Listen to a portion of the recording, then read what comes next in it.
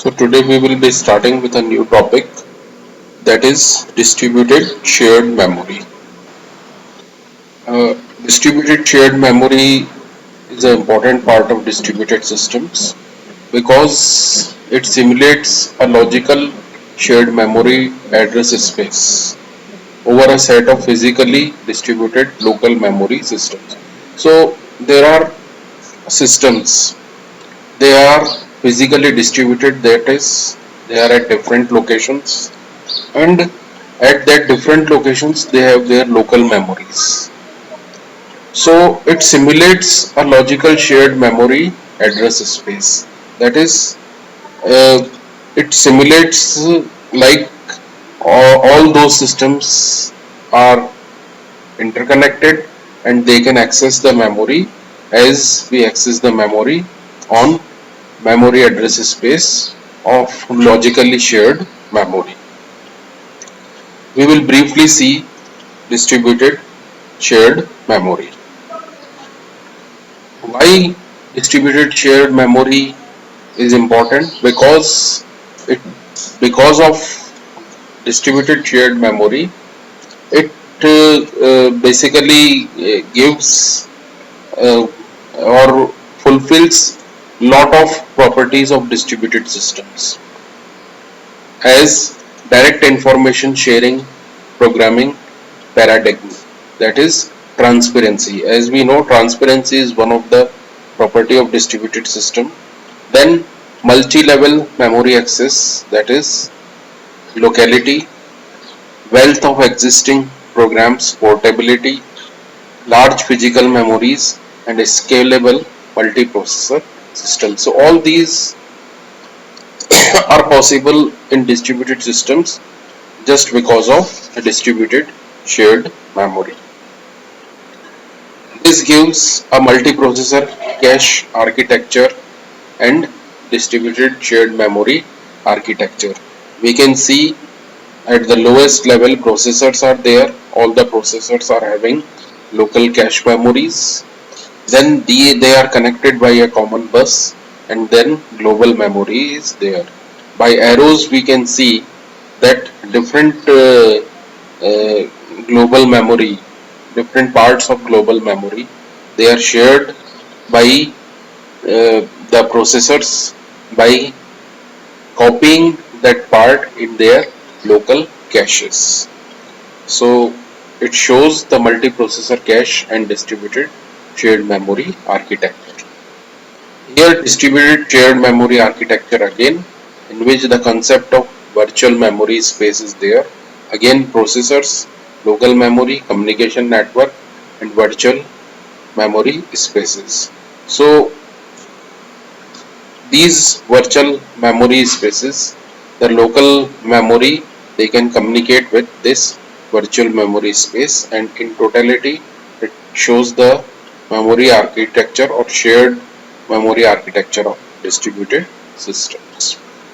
There are certain common issues with shared memory, that is data consistency, because the consistency of data is very important. If modification is made at one point, then it should reflect to all the points. Coherency due to data placement, migration, and replications. Coherency means single source. Then data sharing, granularity, cache miss, granularity, trade-off between transfer rate, transfer time, administrative overhead, hit rate, replacement rate, and false sharing.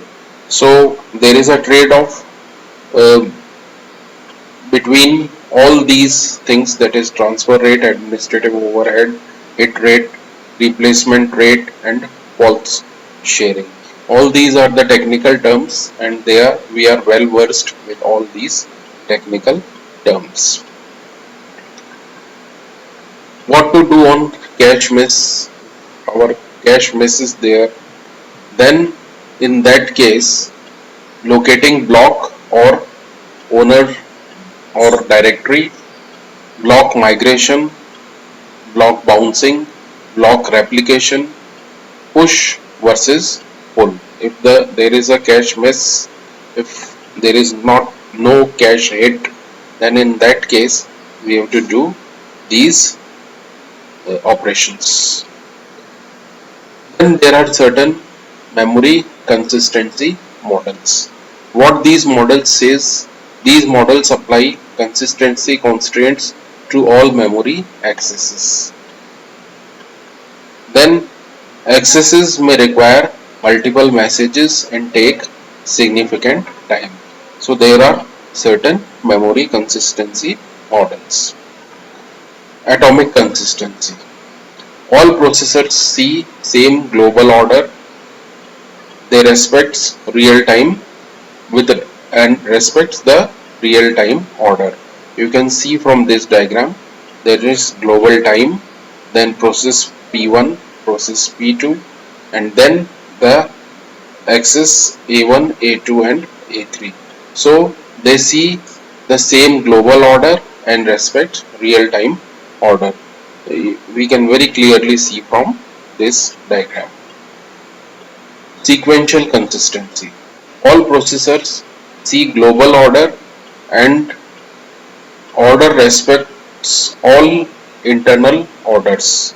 That is not necessary real time. The internal order may not necessarily be real time, but all the processors will see the same global order. Again, global order is there.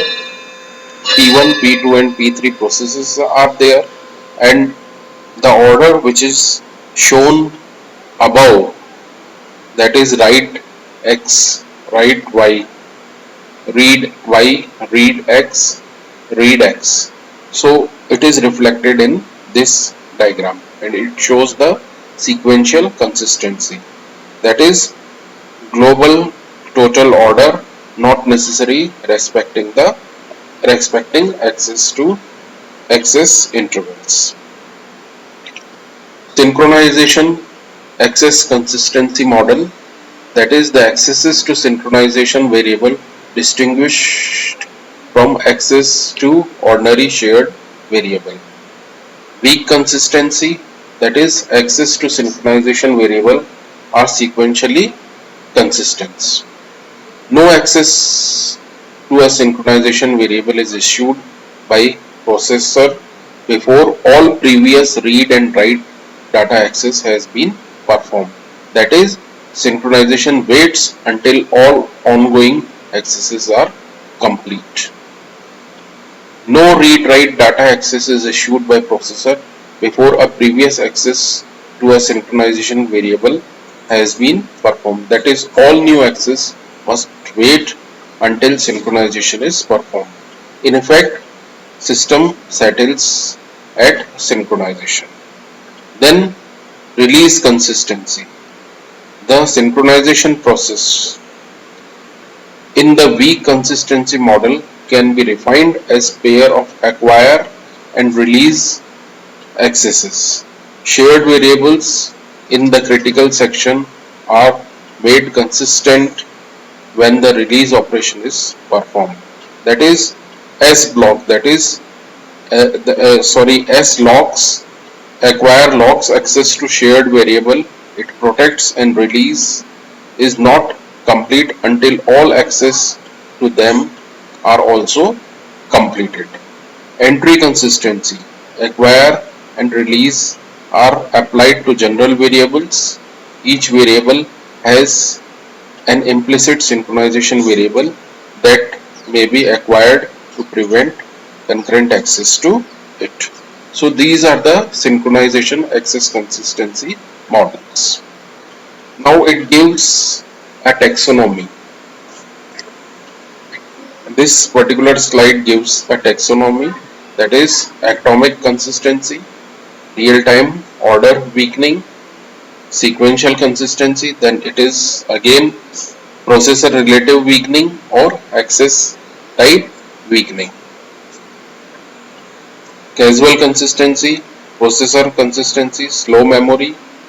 In access type weakening, weak consistency, release consistency and entry consistency. And